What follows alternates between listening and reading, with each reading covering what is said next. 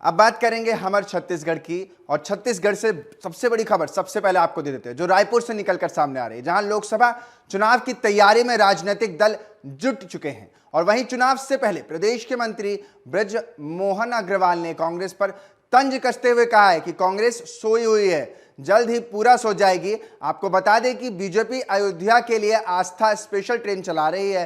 राज्य सरकार की आईआरटीसी सीट के साथ एमओयू भी हुआ है।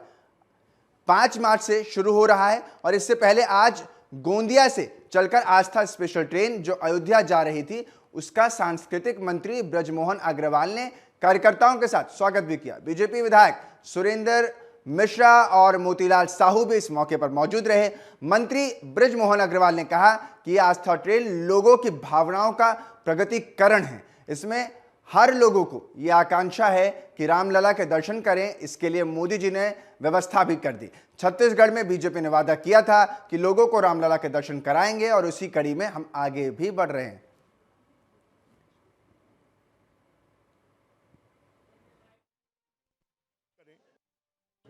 निश्चित रूप से आस्था ट्रेन सिर्फ आस्था नहीं है, ये आस्था ट्रेन लोगों की भावनाओं का प्रगटीकरण है कि जिसमें हर व्यक्ति की ये आकांक्षा है कि अयोध्या में जाकर 500 सालों के बाद रामलला की स्थापना हुई है, उसके दर्शन करें।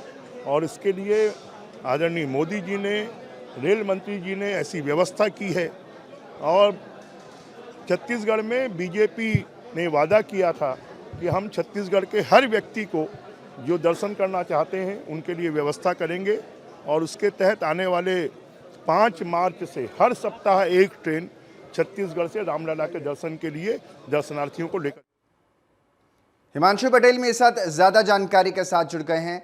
हिमांशु, आज आईआरसीटीसी की तरफ से जो पूरा ये कवायद शुरू की गई है और इसमें सरकार भी बढ़ चढ़कर, छत्तीसगढ़ सरकार भी रोल अदा कर रही है, इस आस्था की नगरी में जो वोट बैंक है उसको कैसे कन्वर्ट करेगी भारतीय जनता पार्टी? देखिए अंकित, जिस तरह से बात कर ली जाए आस्था को लेकर, तो छत्तीसगढ़ में लगातार विधानसभा चुनाव के पहले ही देखने को मिला था कि राम को लेकर जिस तरह से सियासी जंग यहाँ पर छिड़ी थी, भारतीय जनता पार्टी और कांग्रेस दोनों एक दूसरे पर आरोप प्रत्यारोप करते रहे। राम के नाम को लेकर राजनीति करने का आरोप जो है भारतीय जनता पार्टी और कांग्रेस एक दूसरे पर लगाते रहे। जिस तरह से कांग्रेस का तमाम दावा था कि हमने राम के नाम पर वोट बैंक नहीं, बल्कि हमने राम वनगमन के साथ साथ चंदखोली और माता कौशल्या का जीर्णोद्धार के कई काम हमने राम के लिए किया है। तो कुल मिलाकर ये तमाम आरोप प्रत्यारोप का दौर चलता रहा।